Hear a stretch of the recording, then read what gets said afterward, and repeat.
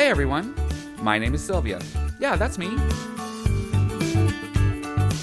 Welcome to the very first episode of Champagne with Sylvia, my chance to chat with some fun and interesting people over a glass of bubbly, and maybe learn a thing or two. Today we're starting with a dear friend and fellow drag performer, Miss Dmanda Tension. So sit back, relax, join me with a glass of your favorite beverage. Let's get started.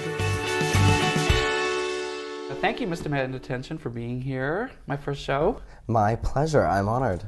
I wanted to ask you, Dmanda Tension is a specific name. How'd you get that? I was named, my first night in drag was on a Halloween at Zelda's on Yonge Street. And I was running around. I think it was like a Lady Gaga thing that I was doing. I was just bouncing around, look at me, look at me, look at me. And the one and only Lena Over decided, Dmanda Tension, shut up and sit down. And that's where the name came from.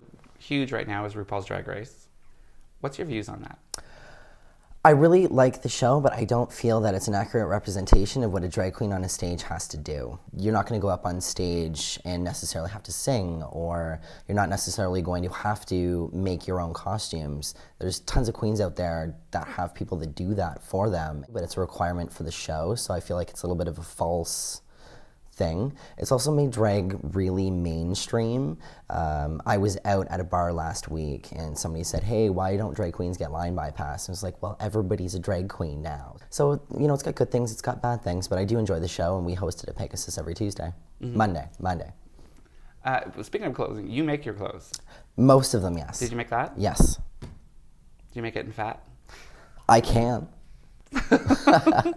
Okay, a big sort of predicament that most drag queens, and I face as well, face is dating. What's dating like? Sometimes it's non-existent, and sometimes it's difficult because it depends on who you're interested in, who you've got chemistry with, their perception and their viewpoints on dating a drag queen. Is it a negative thing? Are they okay with it? And there's way more people who aren't okay with it than are, so that's always a continuous challenge. It's whenever you're out in public, have you been perceived by people or stopped? Hey, you're really pretty. Hey, no. What are you doing? Really? No. I can't imagine why. Bitch. No, whenever somebody comes on to me or whatever, or asks me out, I never think sexual. I can sort of play sexual on stage if that's in the song or whatever, but I don't think sexual. I think, what the hell's wrong with you is what I think, really. Yeah, but it's mostly like while you're outside on the sidewalk having a smoke, or you're going to and from the bar, getting in and out of a cab, that sort of thing. But I just sort of really fluff it off and keep going about my day. I really don't give any attention to it. Yeah, and it's booze induced too. Always. Okay, so what is this is a two-part question, your best experience in drag and your worst experience in drag?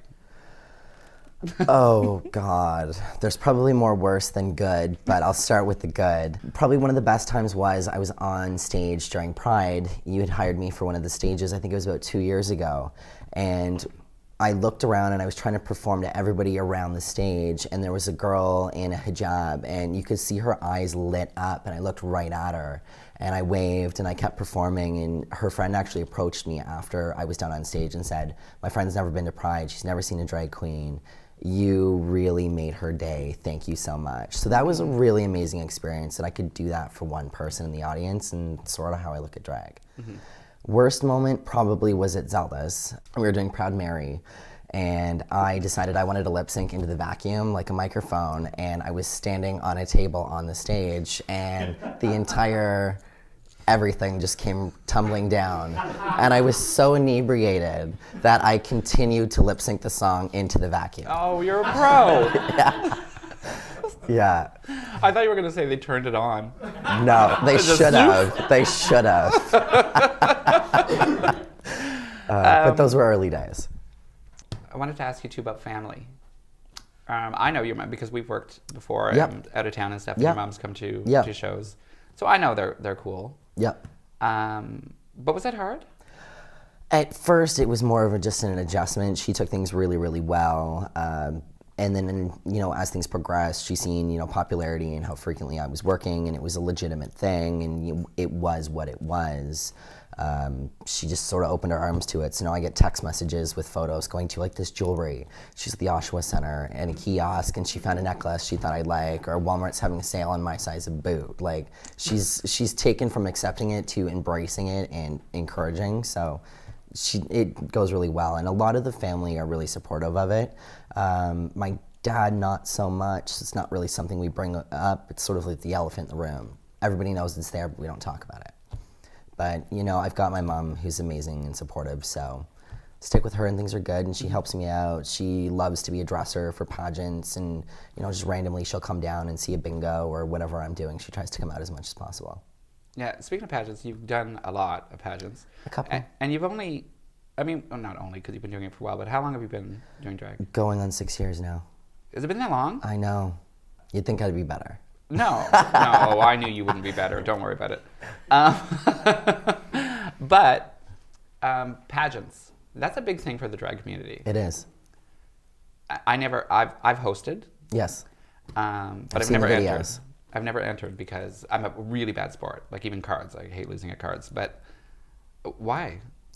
I always wonder why. It's a fun experience. You almost sort of build a family with the people that you're backstage with, not only the people that are helping you out get ready and put you together, and it does honestly take a village. There's people who help you with hair and makeup and dressing and nails, and it's a really fun, encouraging, yet stressful environment, and we do it for fun and in sport. Yes, there's money involved and, a title, but for me, I enjoy the experience of it, so it's not necessarily about a win or a lose, but I'm always a good sport about it. I'm always happy because there's some people out there that take it incredibly seriously, and yes, they put so much time and effort and money into it, and they do so well, and they deserve that title, and they deserve to win that. What's on your schedule for shows so everybody can go check you out? Mondays I've got RuPaul at Pegasus. Tuesdays we have Ghetto Glam Bingo. Occasionally I'll be having guests throughout the summer, which is going to be a lot of fun. I love to work with certain people, and we just have a good chemistry and rambling. We do a lot of prizes with that, and then it's usually guest spots at Woody's and O'Grady's throughout the week. And then I usually have a once a month out of town in Oshawa as well, so it keeps me busy. Okay. Yeah. If there's any Twitter or anything like that, check the bottom of your screen. You'll see it. Yes, I've got Instagram, Facebook, and just before we started, I logged back into Twitter, so we're good to go. Cheers, baby. Thank you so much for coming in. Thank you very much. We'll be right back.